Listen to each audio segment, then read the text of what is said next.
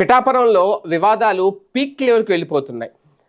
Janasena Telugu Desam party మధ్య కలిసి ఉంటే కలదు సుఖం అని అనుకున్నారు ముందులో.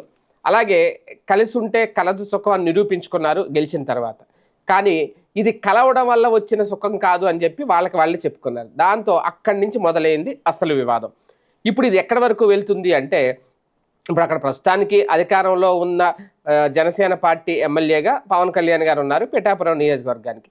అలాగే ఆయన సోదరుడు నాగబాబు గారు కూడా ఎమ్మెల్సీగా ఎన్నికైన నేపథ్యంలో ఆయన కూడా ఇప్పుడు నియోజకవర్గంలోని అభివృద్ధి కార్యక్రమాల్లో పాల్గొంటున్నారు. దాంతో అటు తెలుగుదేశం పార్టీ నాయకులు జీర్ణించుకోలేకపోతున్నారు.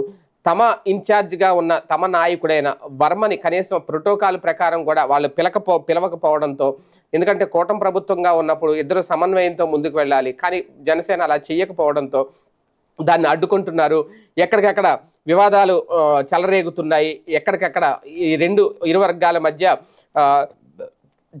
ఒక యుద్ధ వాతావరణం అయితే క్రియేట్ అవుతుంది. ప్రధానంగా గొల్లప్రోల్లో అన్నా క్యాంటీన్ ప్రారంభోత్సవానికి సందర్భంగా క్యాంటీన్ ఎదుట అటు జనసేన ఇటు తెలుగుదేశం పార్టీ కార్యకర్తలు కూడా ఎవరికి వాళ్ళు జెండాలు పట్టుకొని నినాదాలు చేశారు. వీళ్ళు జై వర్మ అంటే వాళ్ళు జై పవన్ కళ్యాణ్ అంటూ నినాదాలు చేశారు.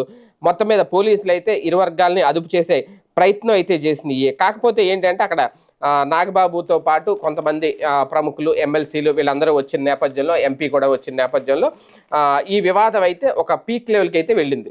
అంటే ఇక్కడ మొదటి నుంచి కూడా ఏంటంటే ఖచ్చితంగా వర్మకు ప్రాధాన్యత ఇవ్వట్లేదు అనేది ఇక్కడ కీలకమైన అంశం. వర్మకి సరైన ప్రాధాన్యత ఇచ్చుంటే విషయం ఇక్కడ దాకా రాదు, వివాదం ఇక్కడ దాకా రాదు. ఇవ్వట్లేదు కాబట్టి ఈ తలనొప్పి అయితే మొదలవుతుంది. దీంతోనే ఇప్పుడు అసలు కథ మొత్తం అంతా నడుస్తోంది. మరి ఇది ఎవరు తప్పని అనాలి, ఎవరి ఒప్పని అనాలి? కాకపోతే ఒకరినొకరైతే పడట్లేదు. అసలు పవన్ కళ్యాణ్ గారి సొంత నియోజకవర్గంగా చెప్పుకునే పిఠాపురంలో ఉన్న ఈ పరిస్థితి ఉంటే మిగిలిన 20 నియోజకవర్గాల పరిస్థితి ఏంటనేది కూడా ఒక పెద్ద ప్రశ్న. దీనికి ఒకసారి వర్మ లేదంటే పవన్ కళ్యాణ్ ఇద్దరూ కలిసి బాబు గారి దగ్గర కూర్చొని చర్చించుకుంటే తప్ప ఈ వివాదం సద్దు మనగదు. లేదు ఇలాగే చూస్తూ వదిలేస్తే ఇది ఎక్కడి వరకైనా వెళ్తుంది ఈ వివాదాలు.